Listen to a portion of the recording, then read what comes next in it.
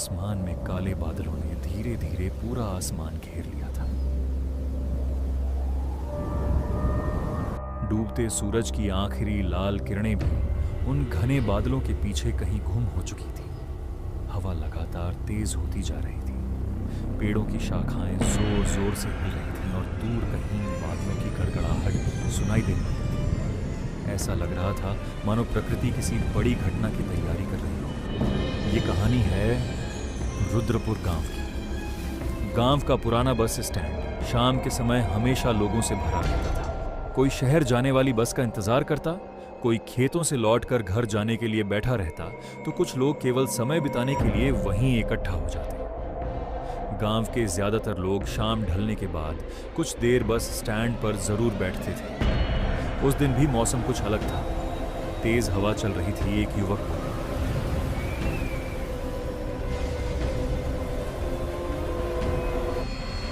अगर बस देर से आई तो यहीं सुबह हो जाएगी। ये बादल सामान्य नहीं है। ऐसी हवा तब चलती है जब मौसम कुछ अलग करवट लेने वाला हो। इतने में सड़क की तरफ से एक वृद्ध व्यक्ति बस स्टैंड की ओर आते दिखाई दिए। राम राम काका, आइए काका, यहाँ बैठ जाइए। वो थे गोपाल काका। पूरे इलाके में उनका बड़ा सम्मान था। लोग कहते थे कि उन्होंने अपनी जवानी में ऐसी घटनाएं देखी हैं जिन्हें सुनकर अच्छे अच्छों का दिल कांप उठे। कई लोगों का मानना था कि उन्हें तंत्र मंत्र और प्राचीन साधनाओं का भी गहरा ज्ञान था। इसलिए जब भी वे बस स्टैंड पर आते, लोग उनके आसपास बैठ जाते और उनसे कोई पुरानी घटना सुनाने की जिद करने लगते। उस दिन भी कुछ ऐसा ही हुआ। सभी लोग उनके चारों ओर बैठे। हवा लगातार तेज होती जा रही थी। अचानक आसमान में जोरदार बिजली चमकी। कुछ पल के लिए पूरा बस स्टैंड सफेद रोशनी से जगमगा उठा। फिर पहले से गहरा अंधेरा छा गया। कुछ क्षण तक वे बिना कुछ बोले आसमान की ओर देखते रहे। उनके चेहरे पर एक अजीब सी गंभीरता दिखाई दी थी। फिर उन्होंने धीमी आवाज में कहना शुरू किया,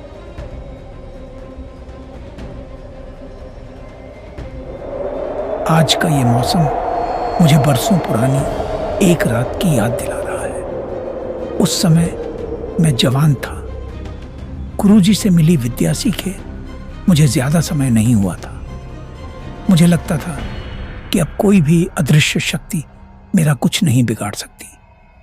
लेकिन उस रात मेरा घमंड पल भर में टूट गया।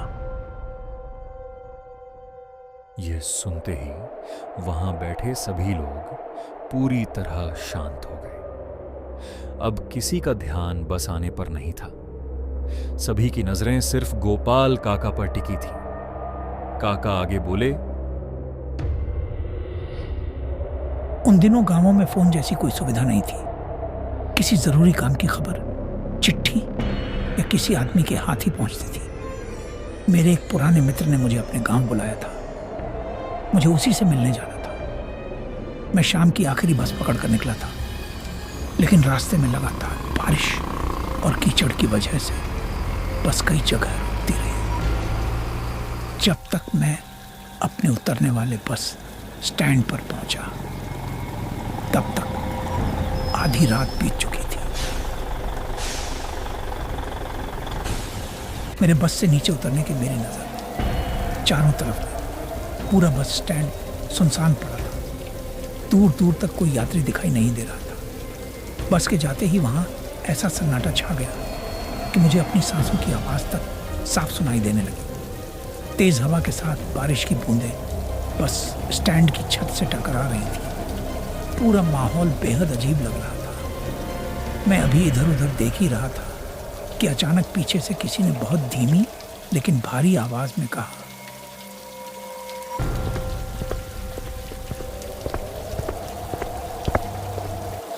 इतनी रात गए यहाँ उतरने की गलती क्यों कर दी बेटा? मैंने धीरे धीरे पीछे मुड़कर देखा। मेरे सामने एक लंबा चौड़ा आदमी खड़ा था। उसके शरीर पर पुराने खाकी रंग के कपड़े थे। चेहरे पर उम्र साफ दिखाई दे रही थी, लेकिन उसकी आंखों में ऐसा डर था जैसे उसने अपनी जिंदगी में कुछ ऐसा देख लिया जिसे भूलना नामुमकिन हो। वो आदमी कुछ देर तक मुझे देखता रहा, फिर बोला, बेटा, अगर मेरी बात मानो तो सुबह होने तक यहीं बैठे रहना। इस बस स्टैंड से रात में बाहर मत निकलना। ऐसी क्या बात है? मुझे चंदनपुर गांव जाना है, मेरा दोस्त वहीं रहता है। मेरी बात सुनते ही उसके चेहरे का रंग बदल गया। उसने चारों तरफ नजर दौड़ाई, जैसे कोई हमारी बातें सुन रहा हो। फिर धीरे से बोला, जिस रास्ते से तुम्हें जाना है वहां रात के बाद इंसान नहीं चलते, वहां कुछ और चलता है। क्या यहाँ डाकुओं का डर है? डाकू नहीं बेटा, बहुत साल पहले इसी बस स्टैंड पर एक भयानक हादसा हुआ था। आधी रात को यात्रियों से भरी बस खाई में गिर गई थी। कहते हैं उनकी अधूरी चीखें आज भी इस जगह पर भटकती हैं और उनकी आत्मा यही मौजूद है। बरसात की ऐसी ही रातों में वे दिखाई देते हैं। जो अकेला मिलता है उसे अपने साथ ले जाते हैं। इसलिए यहाँ का कोई आदमी रात के बाद इस रास्ते से नहीं गुजरता। मैं उस समय जवान था, मुझे अपनी साधना पर बहुत भरोसा था। मैंने सोचा शायद यह बूढ़ा मुझे डरा कर रोकना चाहता है, इसलिए मैंने उसकी बातों को ज्यादा महत्व नहीं दिया।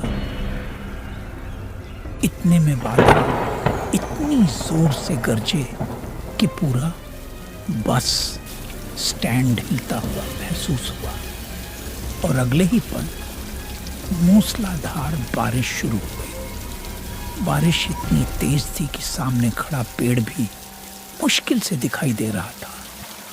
मैं पूरी तरह भीग चुका था। बेटा, तुम कुछ भी सोचो, लेकिन उस मकान में मत जाना। बस मेरा तो यही कहना है। वह बूढ़ा काका को रोकता रहा, लेकिन काका उसकी बात नहीं मानी। वे धीरे धीरे उस पुराने भवन की तरफ बढ़ने लगे। बारिश की बूंदें चेहरे पर हथौड़ों की तरह पड़ रही। हवा इतनी तेज थी कि कई बार संतुलन बिगड़ने लगा। जैसे जैसे वह उस खंडर घर के करीब पहुंचे, वातावरण बदल गया। चारों तरफ अजीब सी खामोशी फैली। हवा में एक सड़ी हुई गंध घुली हुई, ऐसी बदबू जिसे शब्दों में बयान करना मुश्किल था।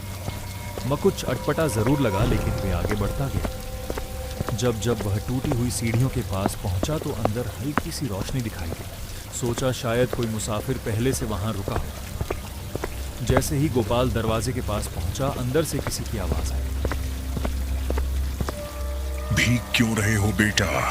अंदर आ जाओ, यहां बारिश से बच जाओगे। मैंने देखा कि एक अधेड़ उम्र का आदमी अंदर खड़ा हुआ था। वह व्यक्ति बहुत मोटा था, चेहरे पर हल्की मुस्कान थी, लेकिन उसकी आंखें बिल्कुल भावहीन थी। वह मुझे लगातार देखे जा रहा था। उसने फिर कहा, सावधानी से अंदर चला गया, लेकिन जैसे ही मेरा पहला कदम फर्श पर पड़ा, मुझे महसूस हुआ कि जमीन सामान्य नहीं थी। वह अजीब तरह से चिपचिपी थी। ऐसा लगा जैसे वहां सिर्फ बारिश का पानी नहीं, बल्कि कोई और तरल फैला हुआ। मेरे मन में पहली बार खतरे की घंटी बजी, लेकिन तब तक मैं उस सुनसान घर के भीतर प्रवेश कर चुका था। उस पुराने घर के अंदर पहुंच चुका था। बाहर बारिश का शोर इतना ज्यादा था कि कोई दूसरी आवाज साफ सुनाई नहीं दे रही थी, लेकिन अंदर कदम रखते ही ऐसा लगा जैसे बाहर की सारी आवाजें अचानक गायब हो गई हों। वहां एक अजीब सा सन्नाटा पसरा हुआ था।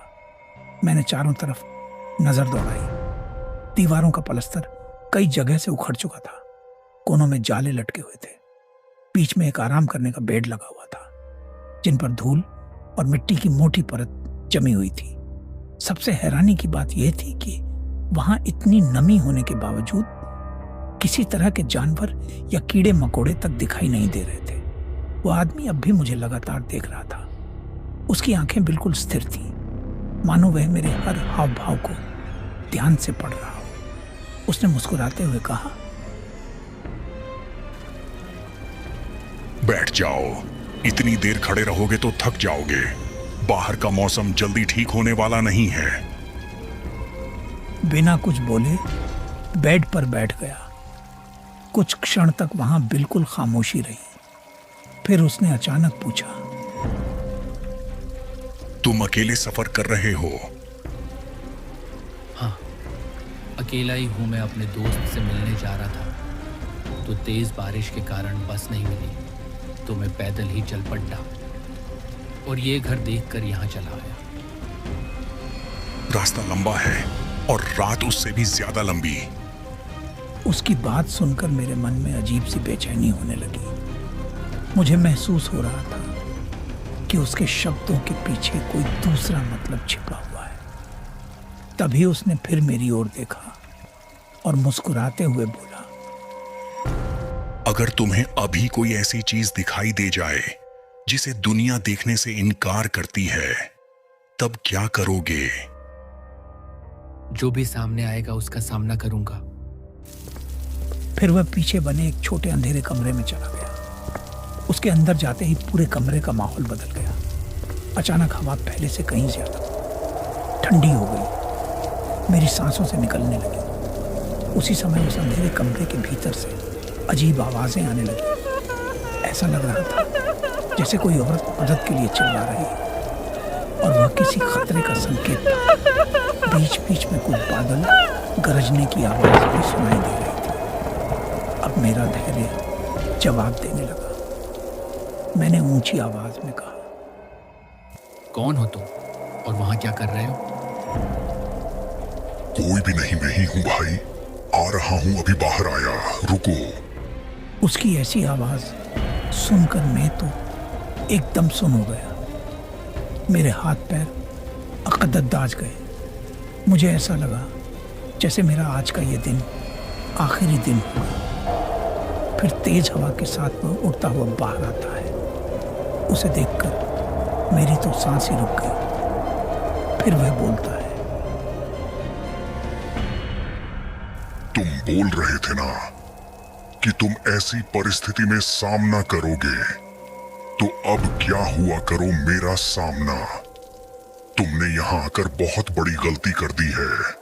अब इसका अंजाम बहुत बुरा होगा। अब तैयार हो जाओ मेरा मंजर देखने के लिए। उसके ऐसे बोलते ही मैं बहुत डर गया और मुझे लगा कि अब मुझे यह खत्म कर देगा। लेकिन फिर मुझे याद आया कि मुझे तो भूतों को वश में करने की विधा आती है। मुझे तो गुरुजी ने यह विधा सिखाई थी। इसलिए मैंने गुरुजी को याद किया और 2 मंत्र बोले। मेरे मंत्र बोलते ही, अरे नहीं नहीं, ऐसा मत करो, मुझे छोड़ दो, मुझे जाने दो। मैं अब कभी भी यहां नजर नहीं आऊंगा, मुझे छोड़ दो। मैंने कहा था ना कि मैं डटकर सामना करूंगा। अब तुम्हें मैं तब छोड़ दूंगा जब तुम इस जगह को छोड़ दोगे, वरना मैं तुम्हें छोड़ने वाला नहीं। वह ऐसे गिद्दा गिद्दाने लगता है और मेरे गुरुजी की विद्या के आगे घुटने टेक देता है और वह वहां से भाग जाता है। और फिर वह वहां कभी नहीं आने की कसम खा जाता है।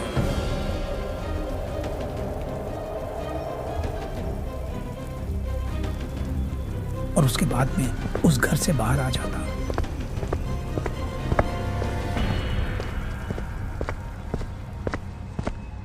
और गुरुजी के मंत्र से उस जगह को भूत मुक्त कर देता हूं और मैं पैदल ही अपने दोस्त के घर की ओर निकल पड़ता हूं।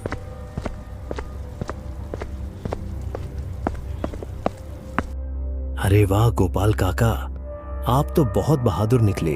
आपने तो उस भूत को भगा दिया। आपकी कहानी सुनकर बहुत मजा आता है काका। इसी तरह आप हमें रोज कहानियां सुनाया करो। इतने में बारिश शुरू हो जाती है और चारों ओर पानी ही पानी हो जाता है। फिर गोपाल काका